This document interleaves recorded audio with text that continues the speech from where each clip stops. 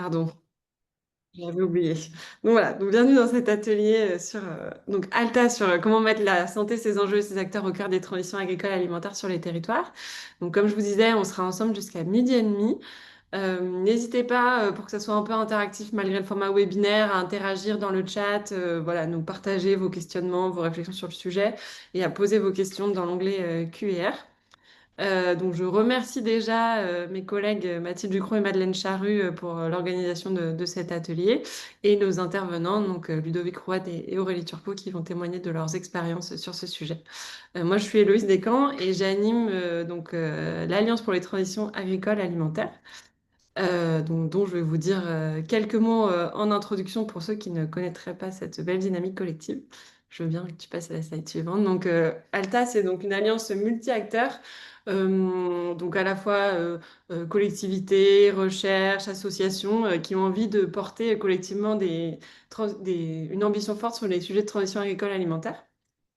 Aujourd'hui, on a 100 alliés signataires de la charte. Donc la charte, c'est le document qui justement donne à voir l'ambition qu'on souhaite porter collectivement en matière de transition agricole alimentaire. Donc je vous invite à la découvrir sur le site internet et à la signer si ce n'est pas déjà fait. Et puis on a un peu plus de 600 structures qui suivent les actions, les actus de l'Alliance principalement, donc via la liste de diffusion. Donc, pareil, si vous souhaitez être informé des prochains temps, n'hésitez pas à vous y inscrire via le site internet.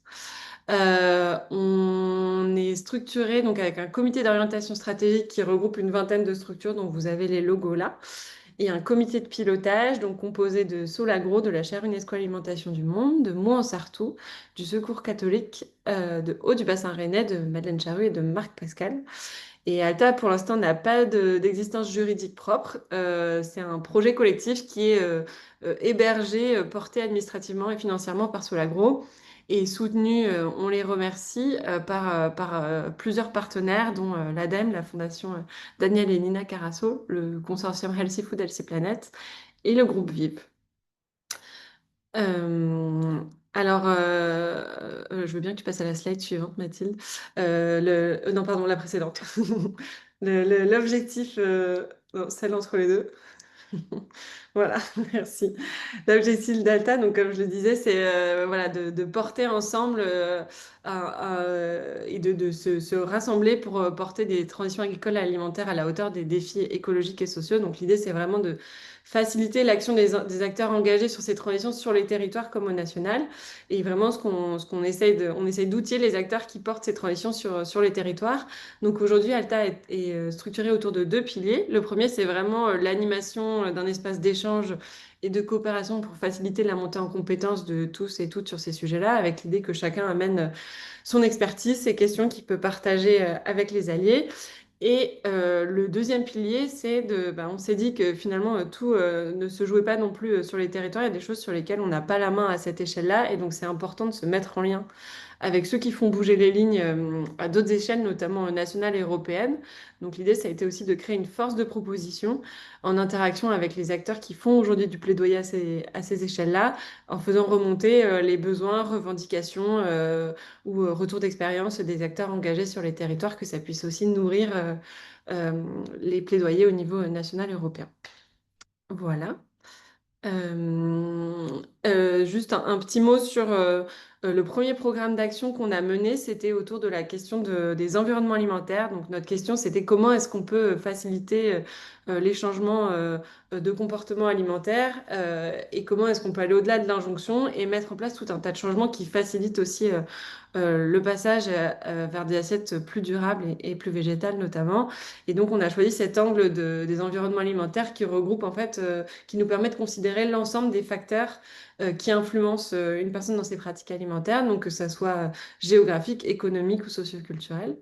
Les résultats de ces travaux, vous pourrez les retrouver aussi sur le site internet d'Alta dans la boîte à outils qui recense tous les leviers d'action pour faire bouger ces environnements alimentaires, les initiatives qui existent, les ressources à votre disposition, etc. Voilà. En tout cas, ce premier programme d'action nous a permis d'explorer un certain nombre d'enjeux, dont celui de faire alliance ou de se renforcer avec les acteurs de la santé. Et donc, je laisse Madeleine vous en dire plus sur ce sujet-là. On ne t'entend pas, Madeleine. Ça commence mal. Bonjour à toutes et à tous, je suis Madeleine Charrue, donc membre du COPIL d'Alta. Et merci de manifester votre intérêt pour le sujet par votre participation. Il y avait 170 inscrits à ce webinaire. Vous êtes un peu moins de participants, mais ça confirme notre intuition qu'il y a vraiment matière à creuser le sujet santé et alimentation. Alors, nos principales motivations pour aborder ce sujet, c'est d'abord les 12 milliards d'euros de dépenses de santé explicitement liées et officiellement liées à l'alimentation et aux conditions de sa production pour les maladies professionnelles reconnues des agriculteurs. 12 milliards d'euros qui ont été mis en évidence par l'étude coordonnée par le Secours catholique et qui avait été présentée lors de nos dernières rencontres à Paris à l'automne dernier. Motivation, l'épidémie de maladies chroniques, que c'est comme ça que parlent aujourd'hui les mutuelles et en particulier le regroupement des mutuelles pour la santé planétaire. Donc cette épidémie qui, au-delà du risque de faire exploser notre système de protection santé, gâche ou endeuille la vie de millions de nos concitoyens. Et puis, ce qui nous motive, c'est la cause commune santé, environnement, vie sociale, en particulier en matière de solutions. Autrement dit, il nous semble que ce qui est bon pour la santé, c'est bon pour le climat, c'est bon pour les ressources et c'est susceptible d'améliorer les conditions de vie de chacun grâce à une éventuelle nouvelle distribution des budgets. La cause commune sur les modes d'approche aussi. Héloïse a parlé des environnements alimentaires et on voit bien que les questions de santé et d'environnement ne relèvent pas que de la seule volonté individuelle. On ne peut pas tout seul dans un environnement nocif ou inadapté.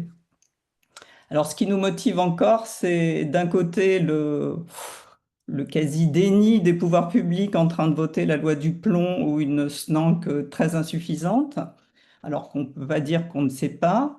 Et puis de l'autre, la multiplication des initiatives de terrain pour prendre le contre-pied, montrer qu'on peut faire autrement, donner envie.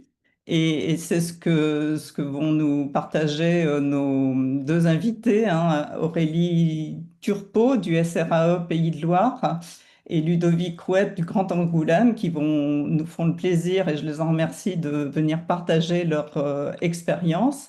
Et puis, dans un premier temps, Mathilde va vous présenter nos premiers retours d'entretien menés pour engager un peu le sujet. Alors avec un petit rappel ou avertissement, c'est qu'il ne s'agit pas d'une conférence où on va tout vous expliquer, mais c'est bien un atelier de travail pour partager les premiers retours d'une phase d'exploration sur le sujet et ouvrir le débat. Donc Mathilde, c'est à toi. Merci Madeleine. Donc voilà, je vais essayer de passer en revue effectivement à la fois ben, les retours des entretiens qu'on a eus avec une dizaine d'acteurs, à la fois du côté de la santé et plutôt du côté de l'alimentation, en tout cas des acteurs qu'on connaît davantage dans l'écosystème Alta. Et voilà, l'objectif, ça va pas d'être exhaustif, mais de vous donner un premier état des lieux, à la fois des thématiques de travail qui peuvent être convergentes entre voilà, le domaine de la santé et de l'alimentation durable. Et ensuite, on a cherché aussi à les questionner sur les freins aujourd'hui auxquels ils font face pour davantage coopérer, mener des projets transversaux, mais aussi les leviers d'action qu'on peut mobiliser et qui peuvent aussi nous donner des pistes d'action pour Alta et pour se positionner ensemble sur le sujet. Donc voilà, vous avez à l'écran les divers acteurs avec qui on s'est entretenu, des acteurs de la santé publique comme une ARS, Promotion Santé, qui sont les anciens IREPS, mais aussi des mutuelles, enfin une mutuelle, un éco-infirmier. Alors j'ai vu dans le chat qu'il y avait une question sur qu'est-ce qu'un éco-infirmier, une éco-infirmière, donc vous pourrez dire la réponse, mais du coup qui est membre de l'IFSEN, donc qui est un institut de formation en santé environnementale. Une structure, donc, enfin, deux structures régionales, le SRAE Nutrition qui témoignera tout à l'heure, et le Séro Occitanie, donc, qui est une structure régionale sur l'obésité. Et enfin, un CLS, donc, qui est un contrat local de santé, qui est un contrat entre les ARS, enfin, une ARS et une intercommunalité pour mettre en application une politique locale et territoriale en matière de santé. Du côté de l'alimentation, l'UGS, on a échangé avec l'UGS, avec le réseau français Ville Santé, avec la chargée de mission du domaine de l'alimentation, et un échange alors, qui n'est pas encore intégré dans ces retours-là, mais à venir avec la FNAB qu'on n'avait pas pu organiser avant. Et enfin, du côté de la recherche aussi, une approche intéressante d'une sociologue qui est aussi diététicienne nutritionniste, et donc qui a voilà, les deux casquettes et qui a beaucoup travaillé en établissement de santé, et qui du coup a une approche très intéressante sur ces sujets-là. Donc déjà, un premier retour intéressant, c'est que bah, ces structures ont été directement motivées pour échanger avec nous, et durant ces échanges, ont démontré un vif intérêt pour ces sujets-là, pour l'Alliance Alta aussi, qui n'est pas forcément connue de tous. Et qui ont pu nous partager de nombreux retours d'expérience et pistes voilà, de travail euh, pour savoir comment on peut se positionner et favoriser voilà, les coopérations entre les actions de santé et d'alimentation. Donc, je vous le disais, on a dans un premier temps cherché à identifier des thématiques convergentes entre les acteurs de l'alimentation durable et des acteurs de la santé qu'on connaît moins au sein d'Alta. Et voilà, savoir comment chacun approche cette thématique alimentation durable qui peut avoir plusieurs entrées.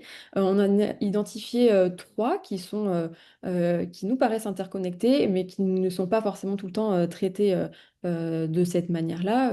On verra pourquoi ensuite, après, et comment y remédier. Mais dans un premier temps, une approche plutôt historique des régimes alimentaires via la notion d'équilibre nutritionnel, ou en tout cas d'avoir vraiment cette approche voilà, nutrition, régime de l'alimentation, au sens voilà, de l'équilibre et de ce qui est bon pour la santé, ce qui est quelque chose d'assez bien identifié tout de même par les acteurs de la santé qui travaillent sur ces thématiques-là depuis plusieurs années. Et donc, cette approche-là qui n'est pas tout le temps mise en regard avec une approche de durabilité, avec, voilà, qui ne fait pas tout le temps le lien avec des enjeux climat, environnement, mais aussi des enjeux économiques. Alors les enjeux sociaux sont, eux, cependant bien identifiés par les acteurs de la santé, puisque voilà, qui dit inégalité sociale dit aussi inégalité de santé derrière.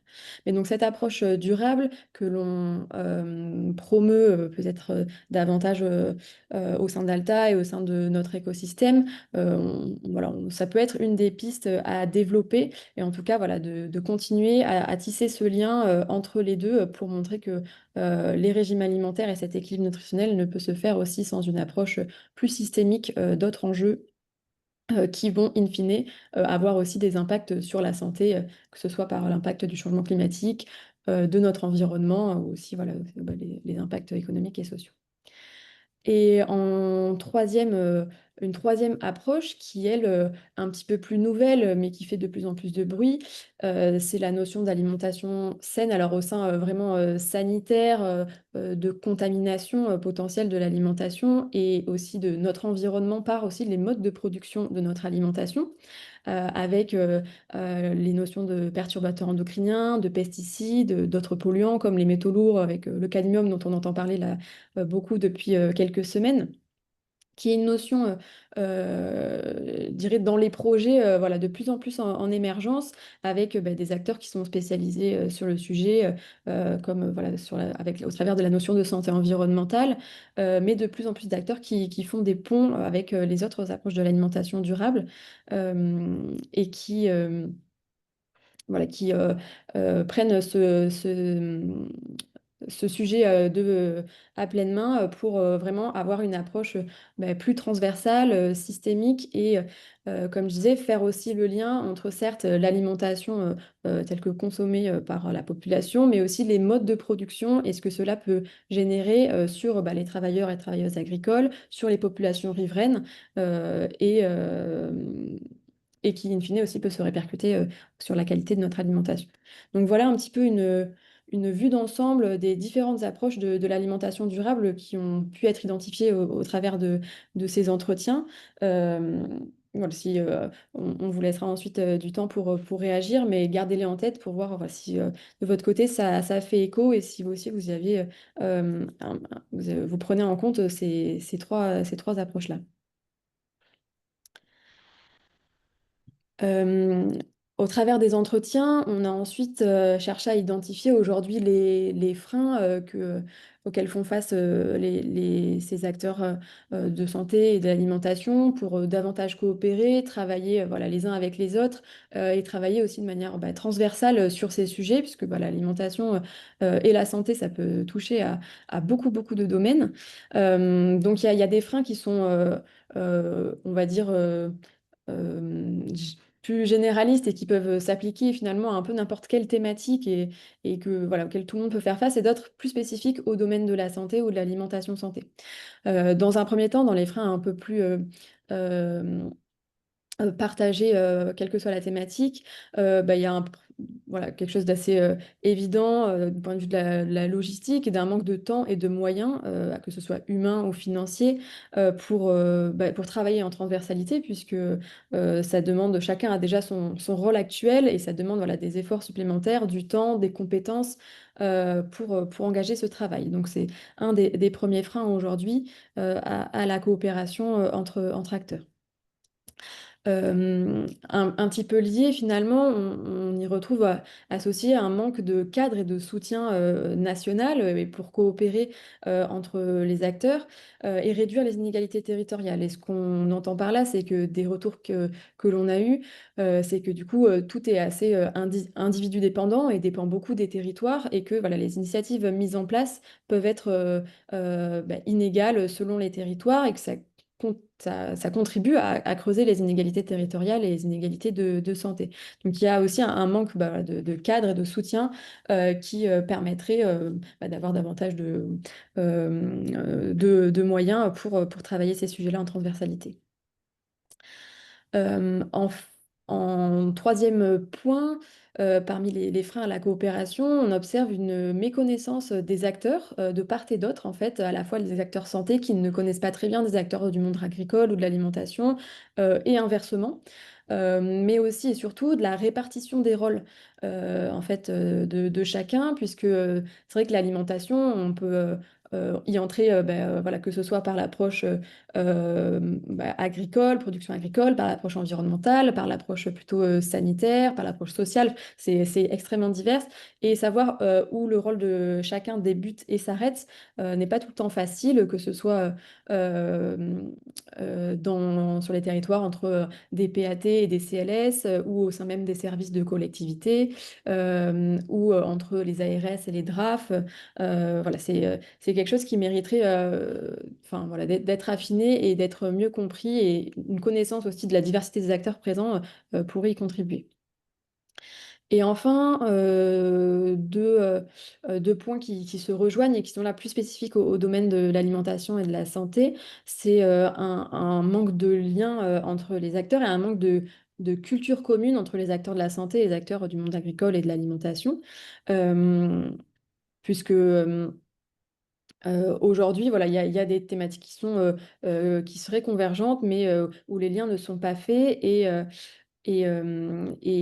l'approche en fait aujourd'hui du monde de la santé, qui est une approche plutôt curative, ne favorise pas ces liens. Et donc c'est le dernier point qui est précisé ici.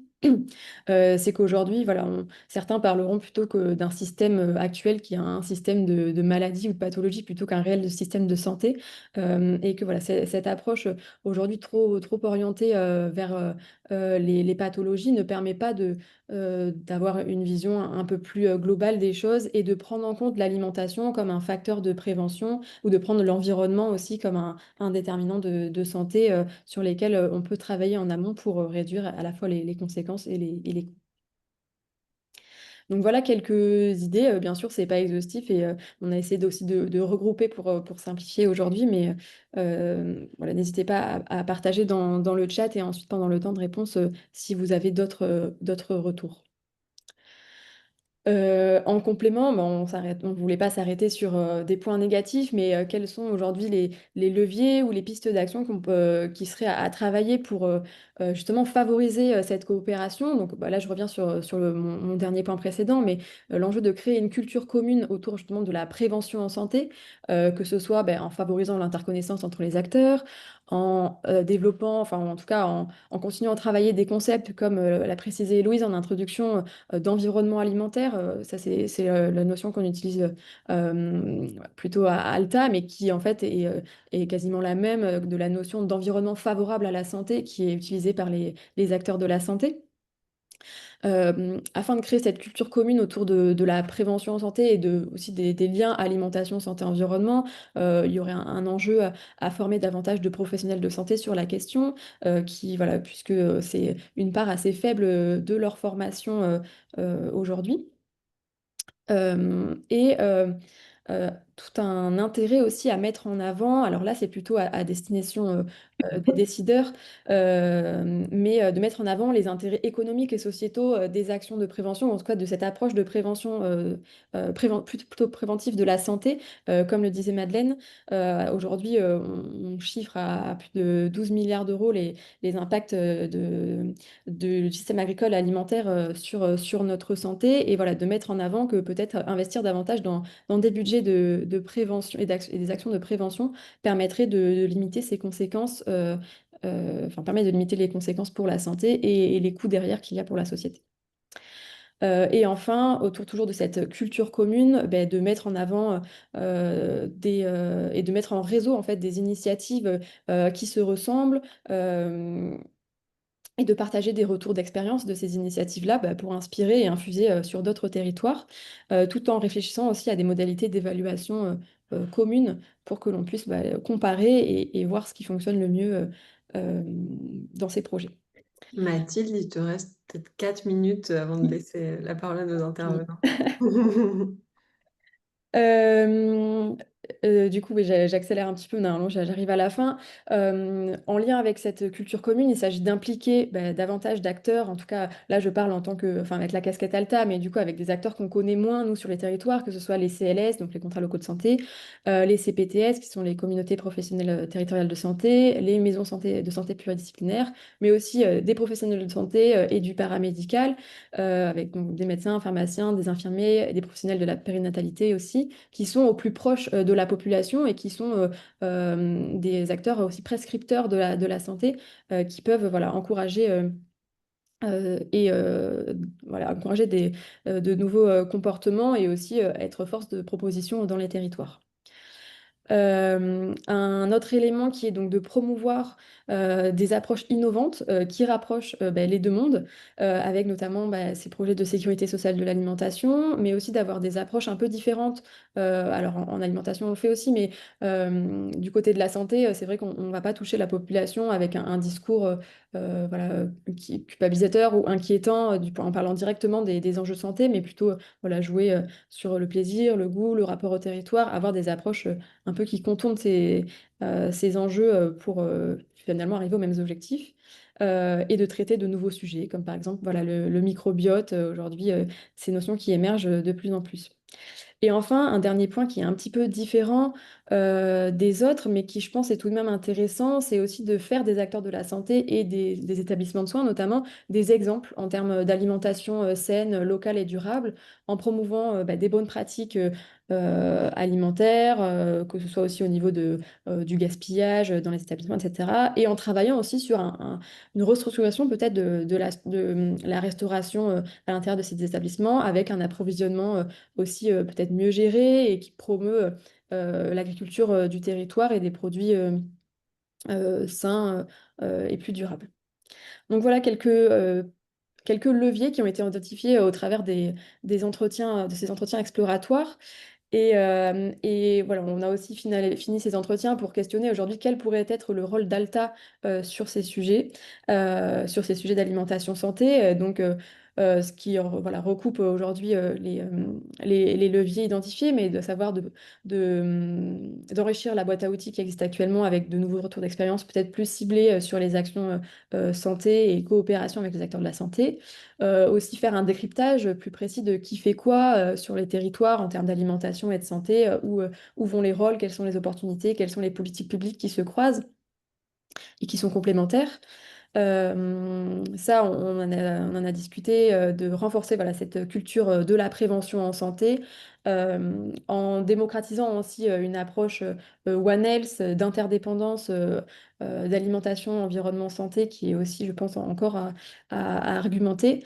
Et enfin, pourquoi pas, au niveau des projets, de réfléchir à un travail collectif sur les questions aussi d'évaluation d'impact des différentes actions menées et qui voilà, sont aujourd'hui nécessaires aussi pour continuer à diffuser.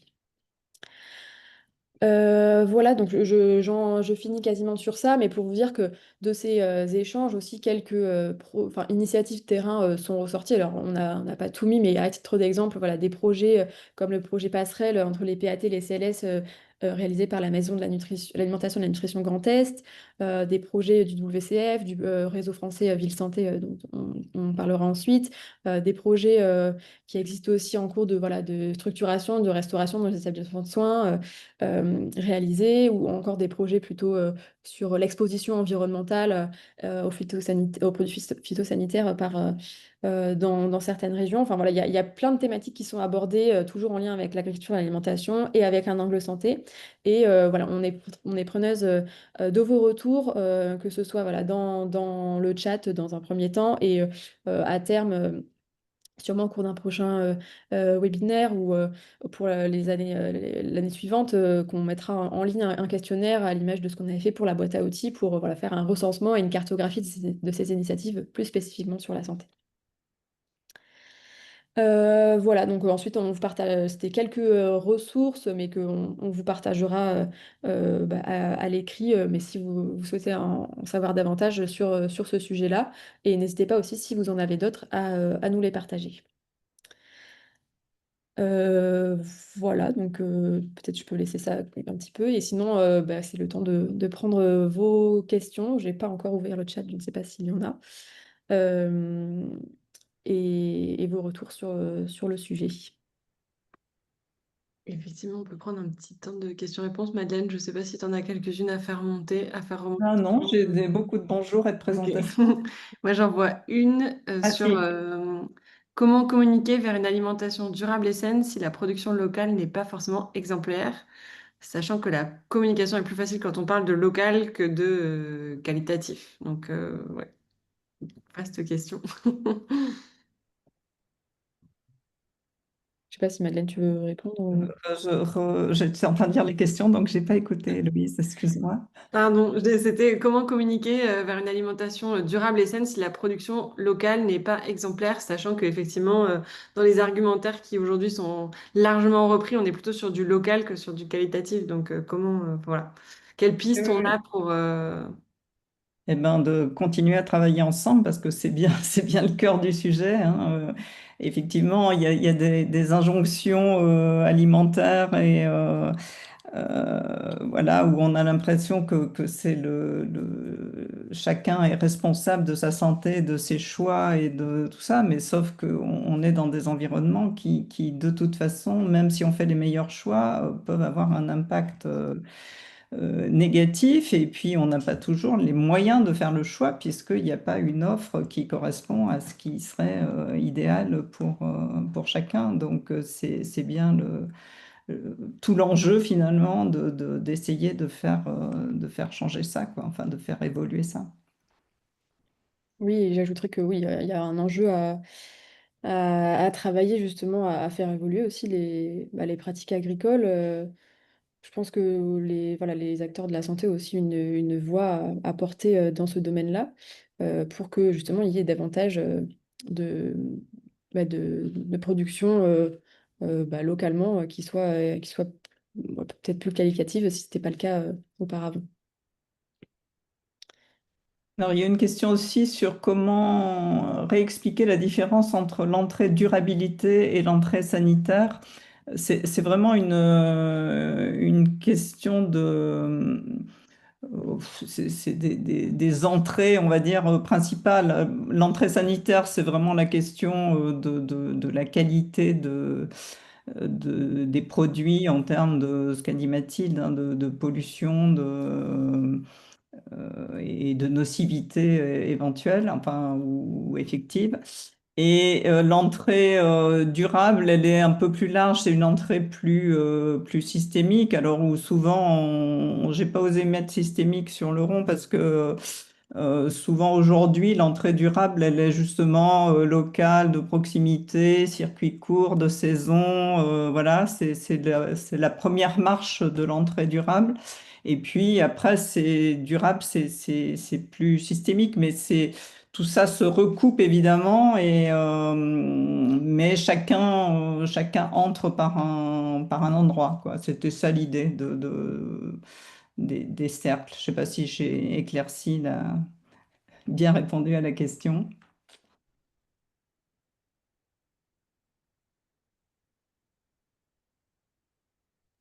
Ok. Alors, je sais pas s'il y a d'autres questions. Là, j'ai je crois qu'il y a des personnes qui lèvent la main, je sais pas si sinon, il y a comment parler d'alimentation saine sans être rabat-joie? Bah, c'est vrai que c'est là que les approches, des approches un peu différentes qui peut-être voilà, n'apportent pas le sujet de façon frontale, mais de parler plutôt, voilà, de plaisir, de goût. Je pense que les initiatives aujourd'hui saines, ont besoin aussi, voilà, bah, de passer par ces thématiques-là qui rapprochent et qui parlent davantage, euh, pour essayer d'attirer aussi et de donner davantage envie, sans effectivement aussi stigmatiser une alimentation saine, c'est celle-ci, il n'y en a pas qu'une, mais voilà aussi voilà, aborder le sujet, comme je disais, par d'autres angles. Peut-être qu'on Euh, peut prendre encore une ou deux questions, puis après on devra avancer. Alors, est-ce que le principal frein n'est pas le recul du gouvernement sur les mesures qui préservent la santé? Bah, je pense que c'est évidemment quelque chose qui ne va pas dans le bon sens. De là à dire que c'est le principal frein, je pense que avant ces mesures, c'était déjà pas difficile. Alors, frein à quoi, hein? J'entends frein à la coopération entre acteurs de la santé et acteurs de l'alimentation, et prise en compte de ces questions de santé dans l'alimentation et d'alimentation dans les questions de santé, si c'est bien de ça qu'on parle. Indépendamment de ces mesures régressives du moment, on n'était pas, enfin, il y a d'autres freins, hein, qu'a bien cité, enfin rappelé Mathilde, hein, des mondes qui se connaissent pas, des cultures à la fois en santé et dans le monde agricole qui jouent pas en faveur de la prévention. Enfin voilà, il y a un ensemble de... Donc c'est un frein de plus, on va dire, mais c'est pas le seul. C'est ce que j'ai envie de répondre, mais Mathilde et Héloïse, vous pouvez rajouter quelque chose. non, mais je partage. Euh, Et Florian, comment gagner la bataille culturelle de l'alimentation saine et durable en passant par la question de la santé?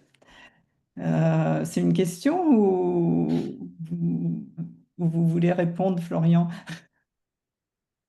Oh, le public peut prendre la parole ou pas? Oui, Louise. Alors ça va être un peu compliqué à gérer. Bah, c'est tout le programme, hein, de travailler là-dessus. Et je pense que dans la minute, les 30 secondes qui nous restent, on n'a pas le temps de répondre à cette question. Mais on pourra peut-être rééchanger par la suite après le partage des initiatives.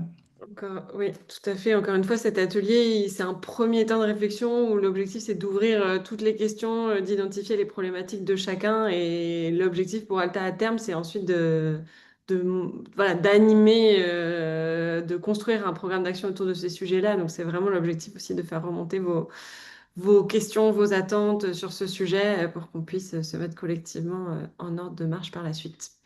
Je suis désolée, ça va être très frustrant parce que il y a plein de questions, réactions dans le chat, mais continuez à réagir, échanger dans le chat. Et puis on va poursuivre. Euh, Oui, on va poursuivre avec le témoignage du coup de deux personnes. On va commencer par Aurélie Turpot, qui est voilà, chargée de mission au SRA Nutrition Pays de la Loire et qui travaille vraiment au cœur de ces sujets-là, sur les sujets alimentation, santé et qui fait voilà, beaucoup le pont avec les deux mondes.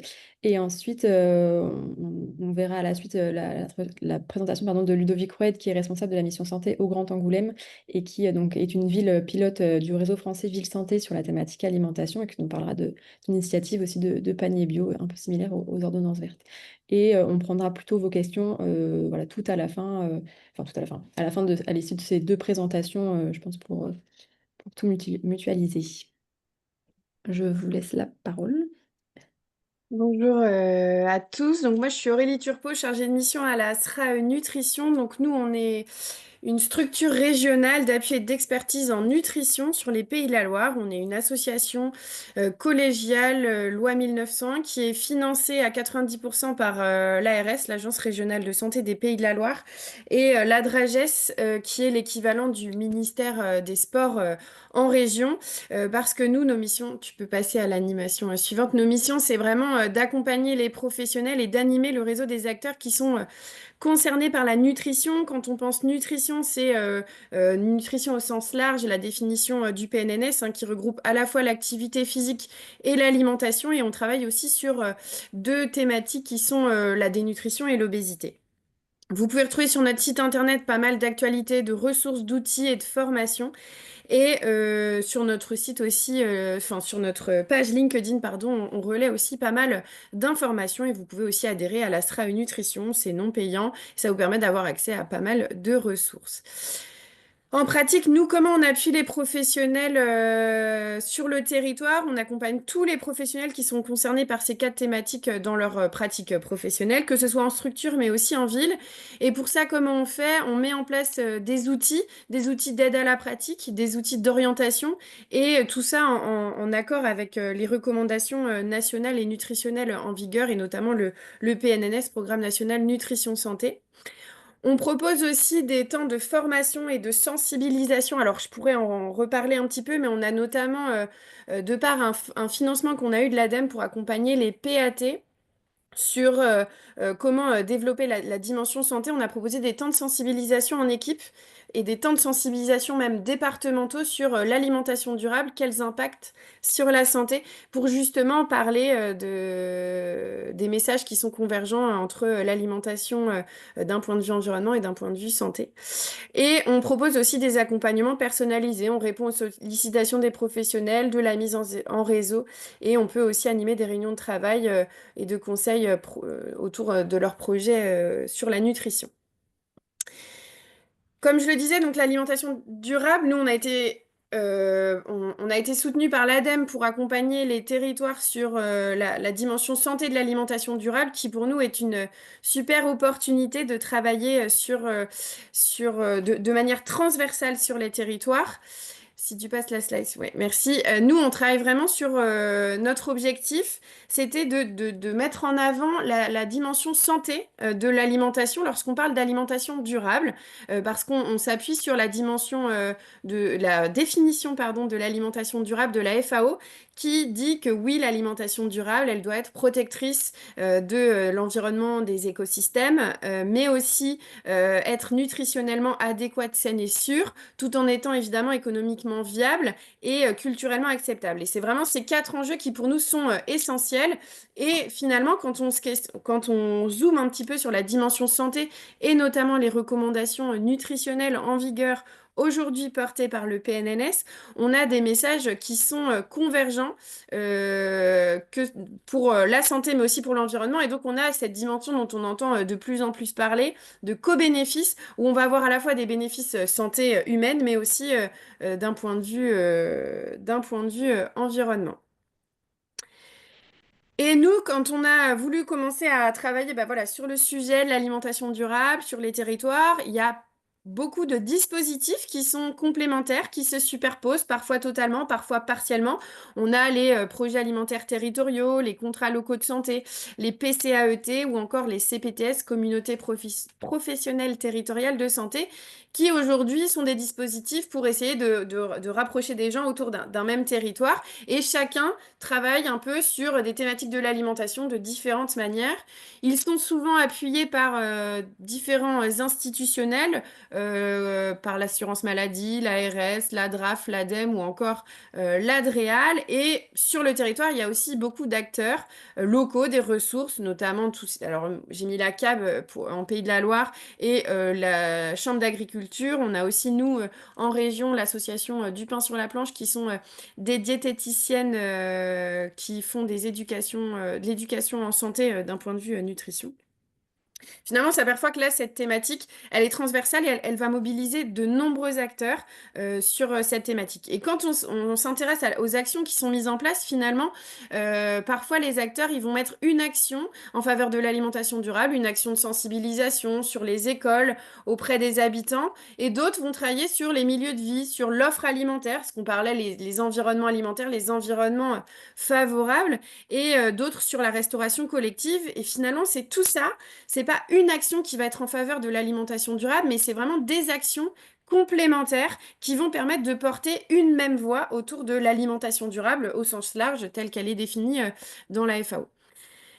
Et nous, bon, c'est ce qui a déjà été dit, hein, mais vraiment collaborer, c'est pour nous une clé pour agir sur l'alimentation durable. Si on schématise un petit peu, on voit que les PCAET et PAT vont plutôt agir sur le milieu de vie, avec le levier environnemental et le levier économique autour de l'alimentation, quand les CLS et les CPTS vont plutôt agir sur les comportements individuels et diffuser en fait les messages de santé et informer les habitants en s'appuyant sur le levier santé et culturel. Et donc, on voit bien là l'intérêt et l'obligation, j'ai envie de dire même, de travailler tous ensemble.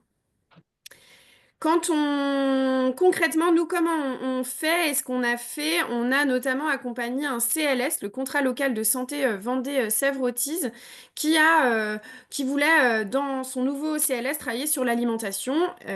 Et donc, un des premiers enjeux, ça a été de réunir tous les acteurs qui étaient impliqués sur l'alimentation sur les territoires. Mais vraiment pas que les acteurs connus par le CLS, mais vraiment tous les acteurs. Donc, CLS, PAT, CPTS et PCAET, je vous ai déjà parlé de ces dispositifs, mais aussi des services internes, services environnement, tout ce qui est tous les services techniques de la ville, mais aussi les accueils de loisirs, les associations locales et l'aide sociale. Et un des premiers enjeux qui a été fait, c'est de proposer une culture commune de l'alimentation durable et donc de parler de c'est quoi aujourd'hui une alimentation durable, c'est quoi aujourd'hui les recommandations nutritionnelles en vigueur d'un point de vue santé, c'est quoi aujourd'hui les messages d'un point de vue environnement. Et finalement, on s'aperçoit que les messages sont convergents. Lorsqu'on parle de modérer sa consommation de produits animaux, c'est à la fois bon pour l'environnement, mais aussi bon pour notre santé. Et à l'inverse, de consommer plus de produits végétaux, ça va être aussi bon pour notre santé et l'environnement, en essayant d'aller vers des produits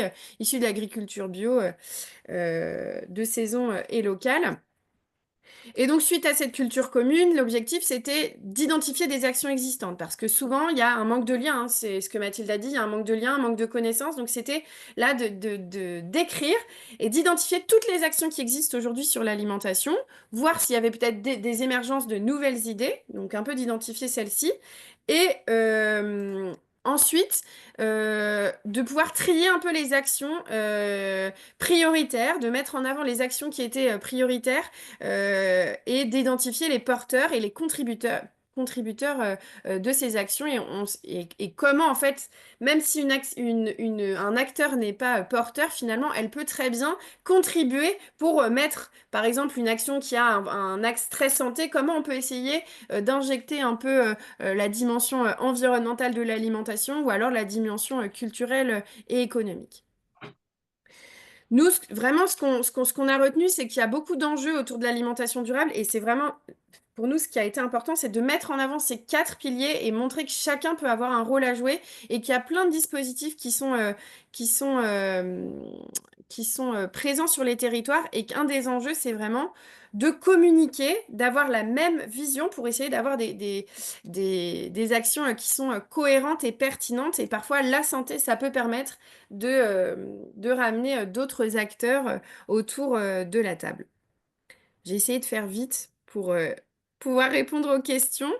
En tout cas, c'est un sacré enjeu et la santé, parfois, ça peut être aussi important de reprendre un petit peu du recul sur l'alimentation. Je reprends des petites questions il y avait notamment la bataille culturelle saine et durable. Nous, le fait d'avoir fait une demi-journée autour de l'alimentation durable, quels impacts sur la santé, et de réunir les gens et d'écouter les mêmes choses et d'avoir des informations scientifiques enfin, qui sont aujourd'hui connues de tous et de aussi un peu euh, lutter contre certains préjugés, ça a permis aussi de pouvoir faire émerger des idées d'action communes parce qu'ils avaient entendu les mêmes messages. Donc c'est parfois aussi de se mettre ensemble, tous ensemble, autour de la table.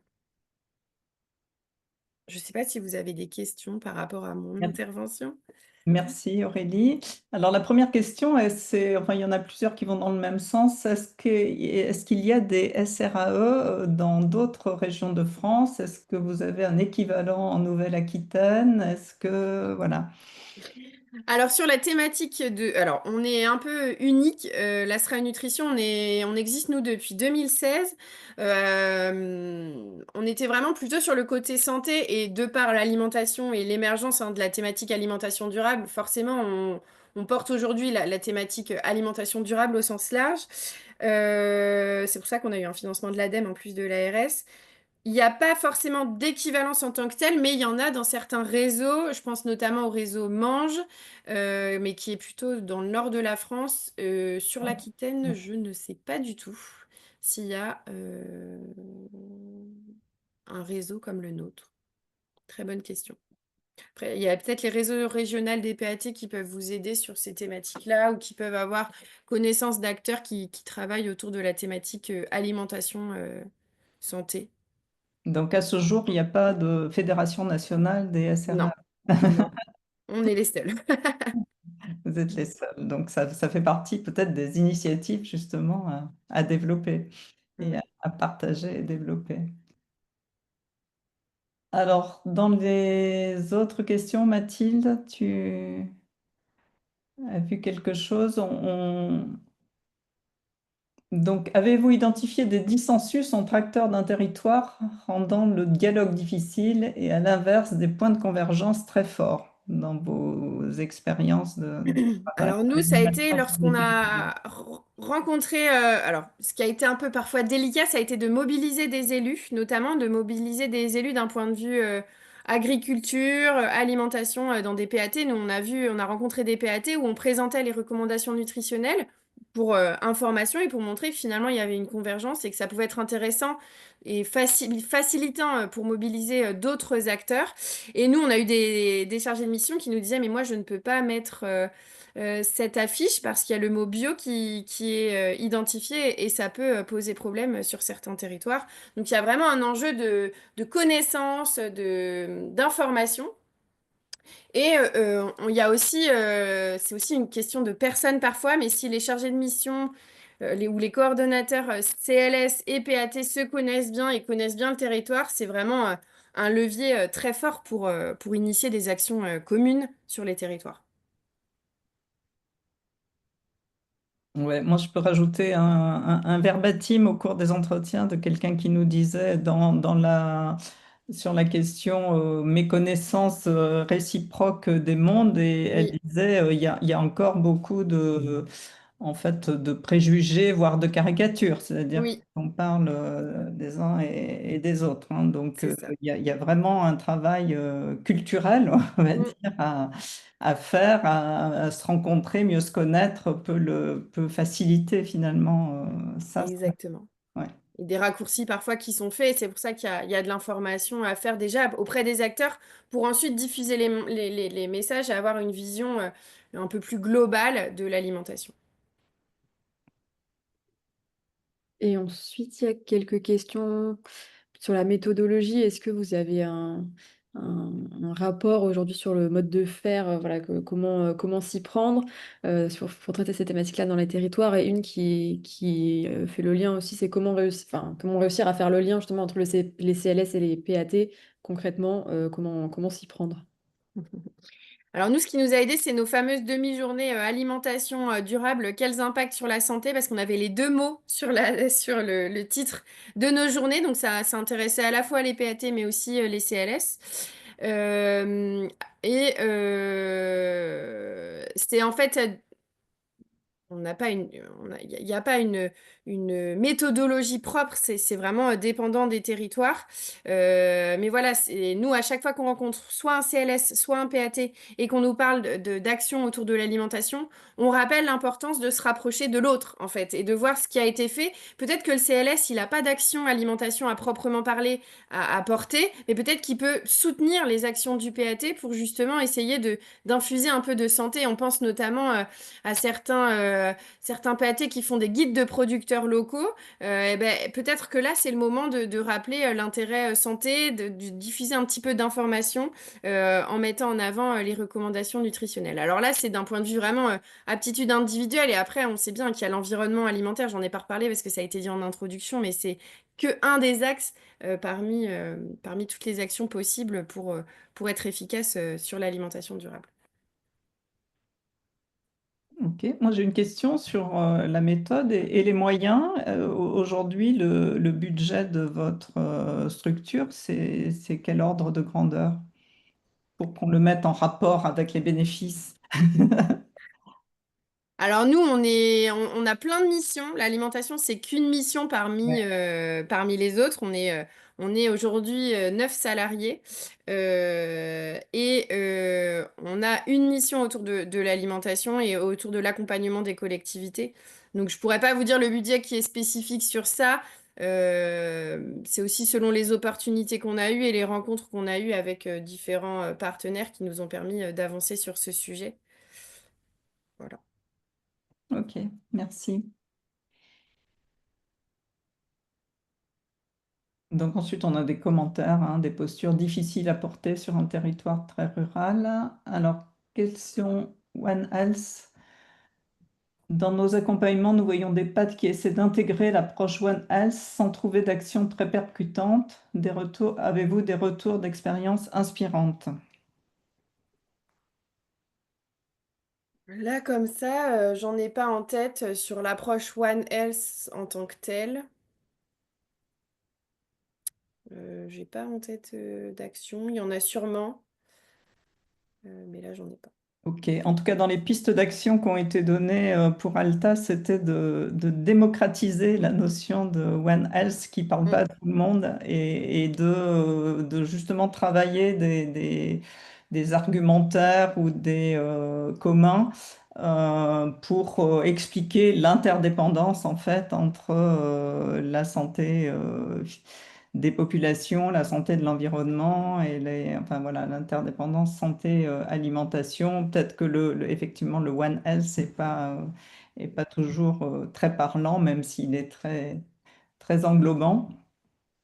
Et pour ça, je peux peut-être rajouter deux petites choses. Au niveau des politiques publiques, la notion One Health, ou en tout cas une notion qui se rapproche de santé environnementale, il y a il y a un plan national santé environnementale et des plans régionaux aussi Oui, qui décrivent des stratégies et voilà, des pistes, enfin voilà, des orientations à prendre sur ces thématiques-là. Et donc assez souvent, ça dépend des régions, mais assez souvent, il y a un angle alimentation, voire oui. agriculture qui est identifié qui permet voilà, de croiser les enjeux. Et peut-être là, parler d'un exemple de projet, et c'était justement mentionné dans les commentaires au-dessus, mais voilà, de aussi faire le lien entre mode de production, santé, alimentation. au travers voilà, aussi de rémunération. Enfin, il parlait de rémunération des agriculteurs pour services rendus aussi, les pratiques qu'ils mettent en place afin de promouvoir des pratiques qui soient plus vertueuses d'un point de vue santé-environnement. Et ça, c'est un des objectifs en quelque sorte des PSE, donc les dispositifs de paiement pour services environnementaux qui sont mis en place dans certains territoires. Et à Solagro, on mène un projet avec aussi donc, le Douaisis Agglo, un territoire dans les Hauts-de-France, Bio en Hauts-de-France, un autre territoire en Occitanie, le PETR, Pays d'Armagnac, et l'Association Santé Environnement France. Donc on a porté aussi un projet commun pour réfléchir à cette question-là de PSE en augmentant aussi aux enjeux santé. Donc voilà, on est en train aussi de travailler à la mise en valeur et la valorisation économique de pratiques agricoles qui soient respectueuses à la fois de l'environnement et de la santé. Donc c'est une des options aussi voilà, pour travailler de manière transversale et ce projet est l'occasion voilà, de mettre en discussion sur les territoires des CLS, des représentants du PAT, l'ARS, la DRAF, la Chambre d'agriculture. Enfin voilà, c'est aussi très riche d'enseignements et on pourra aussi le partager plus tard lorsque on aura bien avancé sur le sujet. Mais voilà, c'est un des exemples, je pense, dans ces enjeux d'alimentation santé aussi, pour prendre en compte l'amont agricole qui est aussi important. Alors, il y a plusieurs questions hein, qui tournent autour de comment parler alimentation saine, alimentation durable sans culpabiliser, sans juger. Et je pense que ça fait une excellente transition avec l'intervention suivante. Ludovic, si vous voulez bien nous dire comment, comment vous euh, travaillez dans ce sens. Oui, merci de me donner la parole. Donc, bonjour à tous, Ludovic Roued. Moi, je suis responsable de la mission santé pour la communauté d'agglomération de Grand Angoulême. Et donc, je voudrais vous présenter notre dispositif panier jeunes pousses, dont vous avez le visuel à l'écran là, et qui, pour moi, fait parfaitement le lien effectivement entre santé et alimentation. Du coup, si on peut avancer un petit peu. Vous en doutez, notre dispositif, il s'inspire énormément du dispositif Ordonnance verte mené par Strasbourg.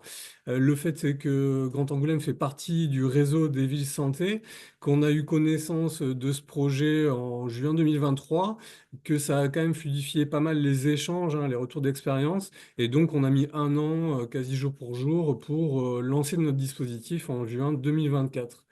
Des petites notions de budget sur 2024, on était à 63 000 euros, 2025, 155 000 euros, sachant que 2024, on était bien sûr sur 6 mois.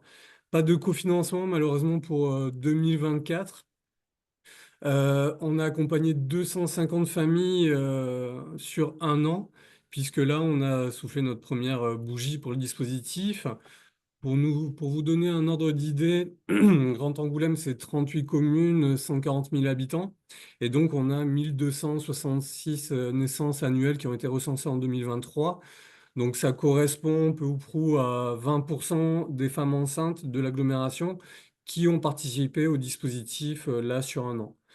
Bien entendu, ce projet, il a été largement travaillé avec les élus, passage en conseil communautaire bien entendu, et on a quand même un comité de pilotage assez notable puisqu'il est vraiment très élargi à l'ensemble des acteurs. Donc tous nos partenaires prestataires font partie de ce comité de pilotage, présentent leurs retours et ça permet vraiment d'être dans la construction de ce projet avec l'ensemble des partenaires.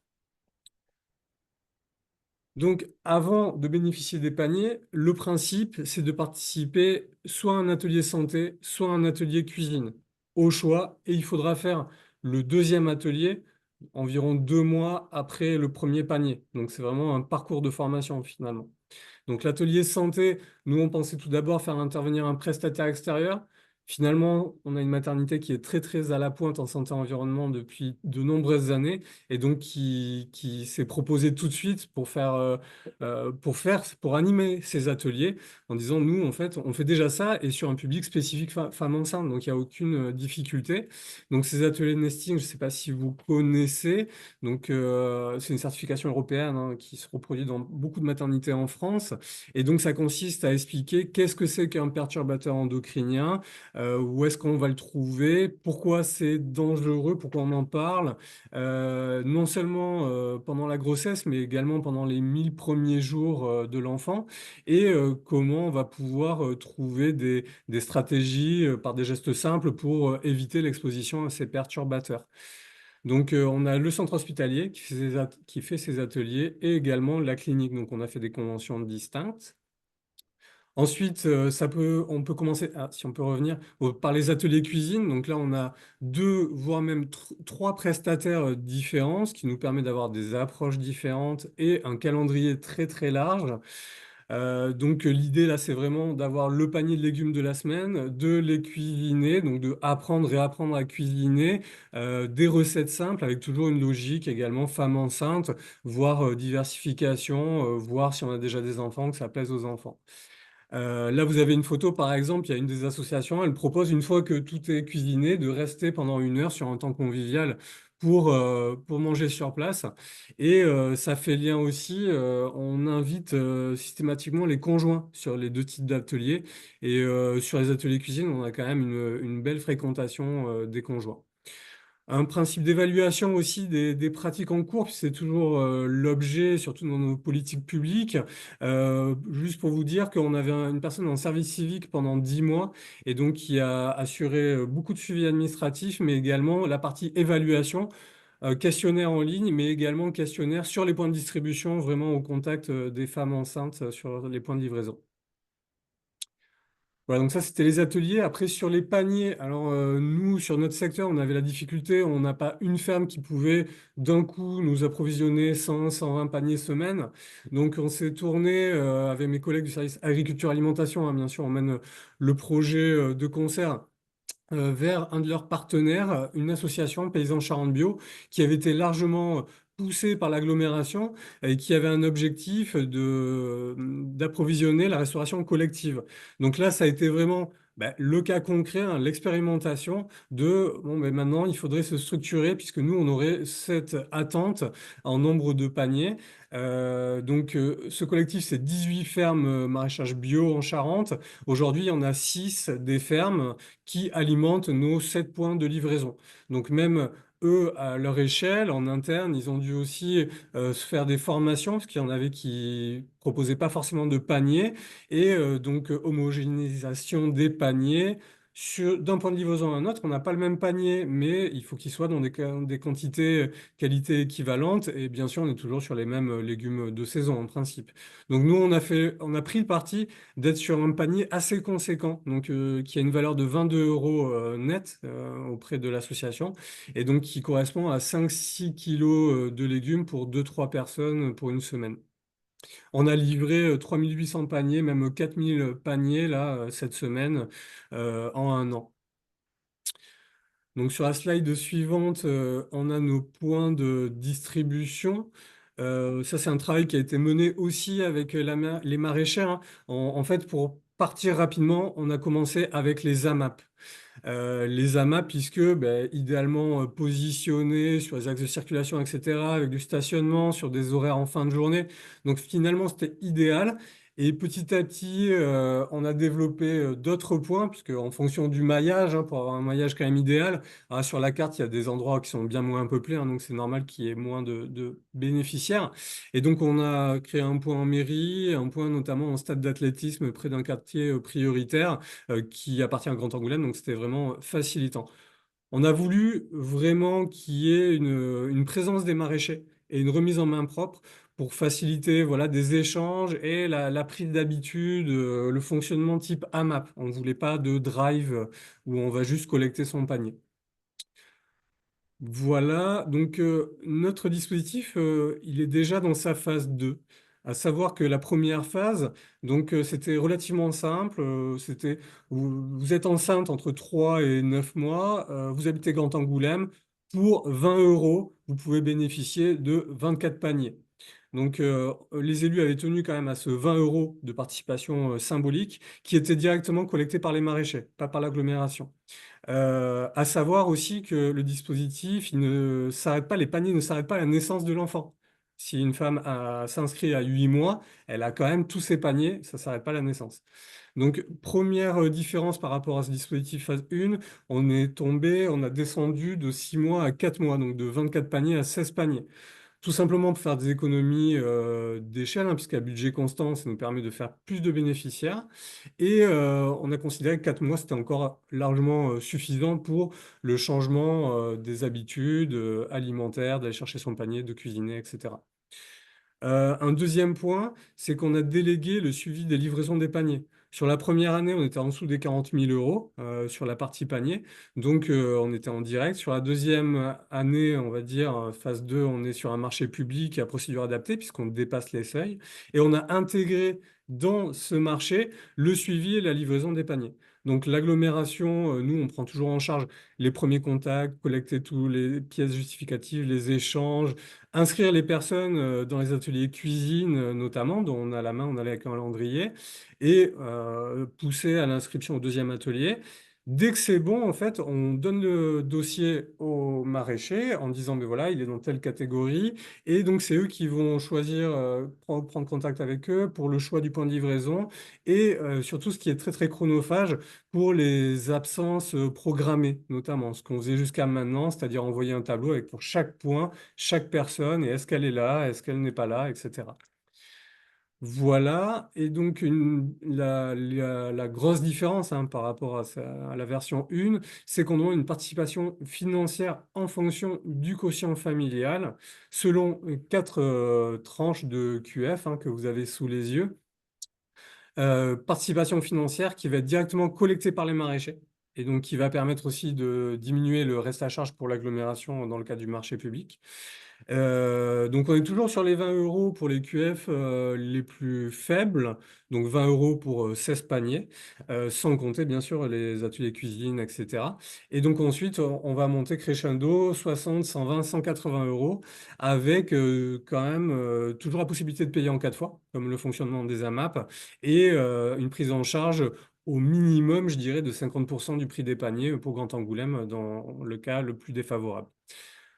Un petit cofinancement quand même de la CPAM sur 2025, donc 7 500 euros, donc relativement faible par rapport au budget global, mais c'est toujours ça, et sur un public précaire pour les ateliers cuisine uniquement, donc assez restrictif. Sur 2025, les élus ont voulu vraiment mettre le focus sur les publics les plus précaires, qui sont souvent, bah, on le sait, les plus éloignés de nos politiques publiques. Donc, pour ça, on s'est fixé un objectif de 33% des bénéficiaires avec les QF les plus faibles. Et pour atteindre cet objectif, on s'entoure aujourd'hui de tous nos partenaires associatifs, notamment dans les quartiers prioritaires de la ville. La semaine prochaine, notamment, on signe la convention avec toutes les épiceries sociales du territoire, une convention de partenariat pour des opérations d'aller vers où ils vont faire le suivi, notamment administratif, la sensibilisation et le suivi administratif des personnes qui s'inscrivent, voire même aller récupérer les paniers pour ces personnes, isolément ou en groupe. Du coup, avec un abondement financier de 1 500 euros par structure pour cette surcharge de travail.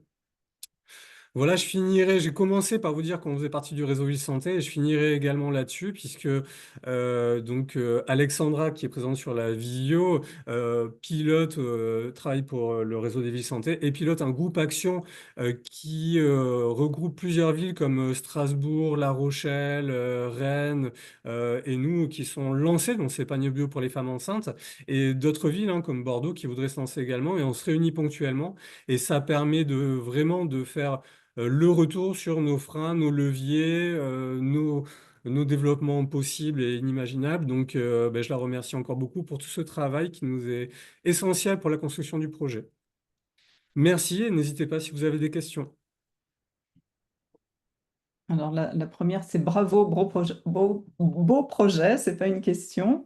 Alors, dans les questions que j'ai notées, est-ce qu'il y a un retour après la fin de l'action? Est-ce que vous avez pu évaluer une pérennité des comportements? Alors, vous avez évoqué le service civique, des questionnaires, mais du coup, quels sont les Oui. résultats de cette enquête ou de ce travail? Tout à fait. Donc, il y a la phase évaluation, ça passe surtout par un questionnaire en fin de dispositif. On en a fait des intermédiaires aussi, mais c'est quand même plus pertinent au bout des 6 mois là, sur la première phase.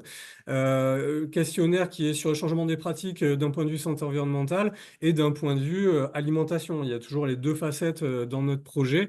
Aujourd'hui, bien sûr, tous les retours sont largement positifs sur le dispositif, sur les changements de pratiques, sur les retours de questionnaire qu'on a. Il y a cette ambition de continuer de poursuivre les paniers et de cuisiner ces légumes. Après, moi, ce que je dis souvent, c'est qu'il va falloir faire une évaluation à plus 6 mois.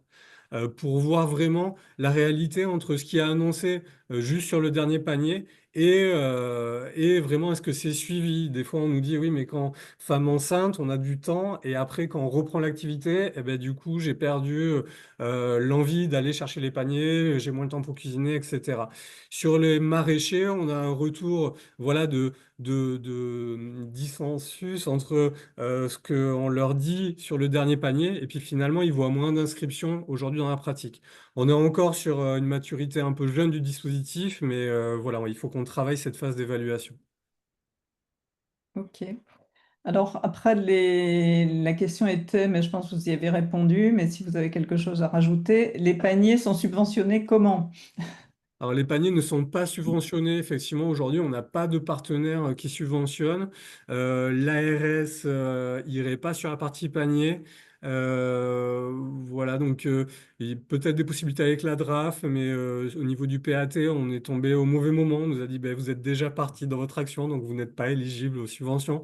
Donc voilà, aujourd'hui, c'est un réel sujet d'avoir si peu de subventions sur un projet à hauteur de 155 000 euros. Et puisque c'est quand même l'agglomération qui subventionne les paniers pour les particuliers, c'est pris sur quel budget? En fait, donc c'est budget santé et budget agriculture alimentation. Donc c'est réparti la charge budgétaire. D'accord. Puisque derrière, donc il y a les deux facettes et il y a surtout une nouvelle filière pour les maraîchers concrètement et avec, on l'espère à terme, pas forcément des installations uniquement pour ce dispositif, mais un maraîcher qui fait 10-20 paniers de semaine, ça peut faire partie d'une de ces filières. Ok. Et Euh, sur en- combien de RH du côté de l'agglomération ça mobilise pour le suivi de ce type de projet? Alors, c'est Quel le, service le- aussi le gros point de difficulté de ce dispositif. Quand je dis 155 000 euros, c'est hors RH, hein. Il n'y a ouais. absolument pas les RH, c'est que des paniers, des ateliers. Donc, c'est un projet très, très chronophage et d'où la présence d'un service civique pendant 10 mois qui nous a largement aidés, qu'on ne va pas reconduire là. On a quand même un petit peu allégé aussi en passant le relais sur le suivi des livraisons des paniers aux maraîchers. Mais beaucoup de sollicitations et beaucoup de travail de toute façon en termes de communication, puisque là on a largement communiqué. Il faut sensibiliser tous les professionnels de santé aussi, hein, j'en ai pas trop parlé, mais la porte d'entrée, comme à Strasbourg, c'est une ordonnance d'un professionnel de santé, sage-femme, donc dans les maternités ou médecin généraliste, sage-femme libérale. Donc dès qu'on change un paramètre, ça nécessite, ça a beaucoup de conséquences et on est pas mal sollicité aussi par d'autres collectivités sur des retours d'expérience. Donc je dirais que c'est le gros point noir et aujourd'hui l'évaluation, gérer la boîte mail, tout ça, c'est très chronophage. Donc c'est très difficile à quantifier parce qu'on se partage, on se répartit. Peut-être qu'on est sur du 0,2 TP après, après avoir transféré une grosse partie du travail au maraîcher. Et pas sur la phase de création, hein, sur une phase 1 an après. Ok. Il y avait une question, mais, pareil, vous y avez un peu répondu, mais vous pouvez peut-être développer. Pourquoi avez-vous diminué le nombre de paniers? Est-ce seulement une question financière? Déjà, quand on a monté les budgets 2025, en début d'année, je ne sais pas si vous vous souvenez, mais il y avait de grosses menaces sur les budgets des collectivités. Donc, je ne vous cache pas que l'idée, c'est de faire mieux à budget constant. Finalement, on a pu même augmenter un peu le budget. Mais oui, voilà, la raison, c'était faire plus de bénéficiaires et donc diminuer le coût par bénéficiaire. Ok. Et une autre question, quelle est l'articulation du projet avec le programme national 1000 premiers jours? Est-ce que Bah, vous... on s'y inscrit parfaitement, je dirais. Ça se ressent bien sur le programme Les Ateliers Santé, en fait, où là, c'est largement évoqué. On distribue des tote bags avec le petit marque-page 1000 premiers jours de Santé publique France pour leur faire une piqûre de rappel. Euh, Vous dire, dans les ateliers nesting, je ne sais pas si vous connaissez, hein, mais c'est proposé systématiquement aux femmes enceintes, du moins sur notre territoire, hein. La réalité, c'est qu'il n'y avait que 10% des femmes enceintes qui allaient dans ces ateliers. Et Dixit, les sages-femmes, c'est des personnes quand même acculturées et qui savaient déjà ce que c'était un perturbateur endocrinien, qui venaient approfondir la connaissance, donc ce n'était pas inutile. Mais aujourd'hui, avec ce dispositif, ces sages-femmes voient arriver dans ces ateliers des personnes vraiment diverses et variées. Et donc vraiment, on ressent l'intérêt premier de ces ateliers, c'était quand même démocratiser la santé environnementale et notamment les risques liés à la grossesse. Ok. Les conventions avec le centre hospitalier et clinique sont à titre gratuit pour les ateliers? Oui, aujourd'hui, les ateliers nesting sont assurés de manière gracieuse par ces deux structures. Et donc, ça a été une bonne nouvelle pour notre budget sur 2024. Ok. Ensuite, une question peut-être un peu plus ouverte, mais quelle possibilité d'essaimage, comment changer d'échelle avec ce type de projet? Euh, Alors, ouais, voilà. la question de l'échelle, elle est importante. On voit Strasbourg, c'est quand même le modèle par excellence, avec une grosse volumétrie. C'est une ville quand même très conséquente en termes d'habitants. Nous, on est quand même la première agglomération à avoir développé ça sur son territoire. Voilà, ça implique aussi des difficultés géographiques de positionnement des points. Pour moi, sur notre territoire, c'est la bonne échelle, puisque la ville serait suscitée au niveau de l'hôpital. Toutes les communes voisines n'auraient pas pu bénéficier du dispositif. C'est un peu le cas sur Strasbourg. Il n'y a que les Strasbourgeoises qui profitent du dispositif. Donc, pour nous, à l'échelle de l'EPCI, par rapport aux personnes qui fréquentent l'hôpital, c'est quand même une grande majorité. De toute façon, le Grand Angoulême, c'est 40% des Charentais. Donc, ça rassemble beaucoup les femmes enceintes du territoire. Après, au-delà, moi, j'ai pas de modèle équivalent. Par contre, on a des petites communes qui se lancent. Et là, c'est d'autant plus facile de valoriser le maraîcher en bio local et d'assurer voilà, des ateliers santé peut-être regroupés par des dispositifs. Mais en tout cas, c'est beaucoup plus souple au niveau de communes de taille moyenne.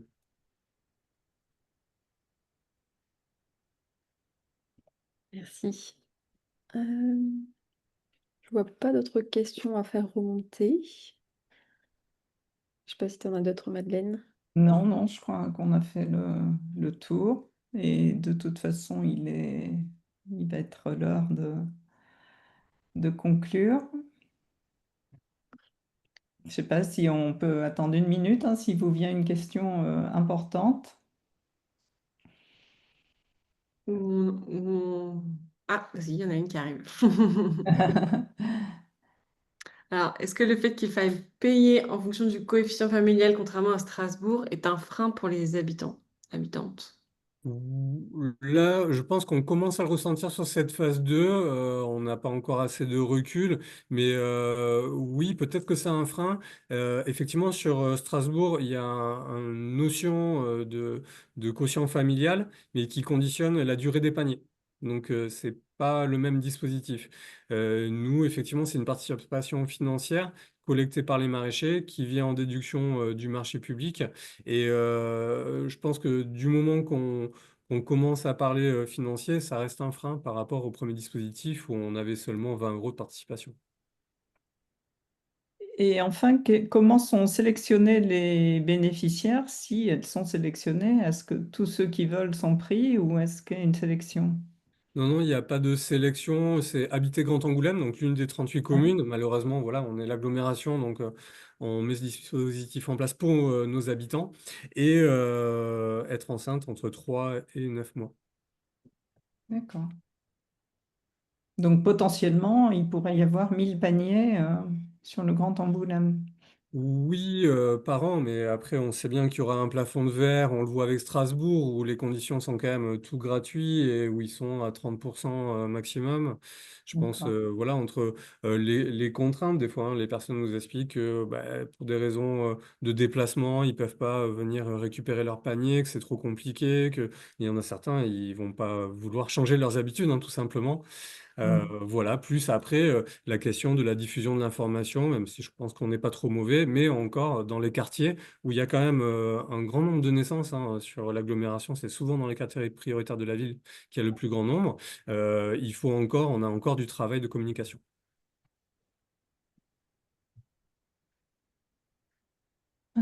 Quelle est la place des pairs dans le dispositif? Arrivez-vous à estimer leur implication à travers l'évaluation, par exemple? À travers l'évaluation, je dirais déjà à travers les ateliers, sur les ateliers cuisine, on a 30% de participation des conjoints et ça doit être légèrement plus peut-être dans les ateliers santé parce que là c'est souvent dans le cadre, c'est à l'hôpital, donc dans le cadre du suivi de la maternité, le père souvent est associé et vient à l'atelier par la même occasion. Voilà, donc dans le questionnaire, on réfléchit à l'échelle de la famille et il y a une question effectivement sur le conjoint. Donc aujourd'hui, souvent ceux qui nous répondent, oui, ils nous disent que le conjoint a changé ses habitudes également. Ok, merci. Je crois qu'Héloïse, tu peux enchaîner. Oui. Ben, un grand merci Ludovic et Aurélie pour ces interventions. Bon, on a fait les questions au fil de l'eau. Je veux bien que tu passes à la slide suivante. Juste pour vous annoncer la suite, donc comme je le disais tout à l'heure, on est vraiment sur un premier temps fort au sein de l'Alliance sur ce sujet-là, mais c'est quelque chose qu'on aimerait continuer à creuser et notamment voir qu'est-ce qu'on peut porter collectivement en termes d'action pour se renforcer mutuellement, comme on le disait, vu que c'est un enjeu sur ces questions-là. Donc plusieurs temps forts là. Aujourd'hui, on est dans une phase de préfiguration hein, de comment est-ce qu'on investit cette thématique au sein d'Alta. Donc avec un tour des alliés et partenaires, donc notamment les entretiens qu'évoquait Mathilde tout à l'heure, l'atelier d'aujourd'hui, et puis un atelier de travail, donc plutôt en cercle restreint, a priori les alliés et partenaires, et vous, si vous êtes particulièrement intéressés pour réfléchir avec nous sur comment Alta peut contribuer à renforcer les coopérations et les synergies entre acteurs des transitions agricoles alimentaires et acteurs de la santé. Donc, ça sera le 9 septembre. Je crois que l'heure est inscrite sur la slide d'après. Dans tous les cas, tous les supports là de présentation et puis le compte-rendu, le lien du replay vous sera envoyé ultérieurement. Mais voilà, c'est à 14 heures le 9 septembre. Donc voilà, si vous avez envie d'y participer, deux solutions. Signez la charte, c'est le plus rapide, comme ça vous êtes sûr d'être informé. Ou voilà, et n'hésitez pas à nous faire signe pour nous dire que le sujet vous intéresse. J'en profite pour vous partager les prochains rendez-vous d'Alta en octobre. On aura un atelier un peu sur ce format, sur la question de la restauration commerciale, puisque c'est un autre focus qu'on mène hein, avec donc, Terralim. C'est un projet Alta qui est piloté par Terralim, donc on aura un atelier sur ce sujet-là. Rendez-vous très important les 13 et 14 novembre, ce sera les rencontres nationales de l'Alliance à Rennes autour de la question de notamment la mobilisation des acteurs économiques, donc avec un programme des visites, tables rondes, ateliers, etc. Et puis c'est un temps convivial fort pour l'Alliance. Donc voilà, si ça vous intéresse, le meilleur moyen d'être au courant de tout ça, c'est de vous inscrire à la liste de diffusion. Donc le lien est sur le site internet, on le remettra dans le chat. Et puis on vous a mis les rendez-vous des alliés auxquels on sera aussi présent avec Alta. Pardon, oui, voilà. Donc les rencontres de l'alimentation durable de la Fondation d'Annelina Carrasco à Paris, les rencontres de Caravalim à Nantes, les 10 ans du RMT alimentation locale à Rennes, et puis l'université After 2050 organisée par Solagro les 25 et 26 novembre. Voilà. Je veux bien que tu passes à la dernière slide, Mathilde. Un grand merci encore une fois à Mathilde et Madeleine pour l'organisation de cet atelier, et puis à nos intervenants pour leur présentation de qualité. Ça rend les choses plus concrètes et ça donne à voir aussi quelles pistes on peut engager sur les territoires pour progresser là-dessus. Donc vraiment un grand merci d'avoir accepté notre invitation. Et puis merci à vous toutes et tous d'avoir suivi ce webinaire. Encore une fois, voilà, si ce n'est pas déjà fait, si vous souhaitez suivre les actus et actions d'Alta, deux solutions, soit s'inscrire au bulletin pour recevoir les invitations aux ateliers en direct, et puis devenir allié en signant la charte d'Alta, le questionnaire est en ligne. Voilà, un grand merci à toutes et tous, et puis à très bientôt.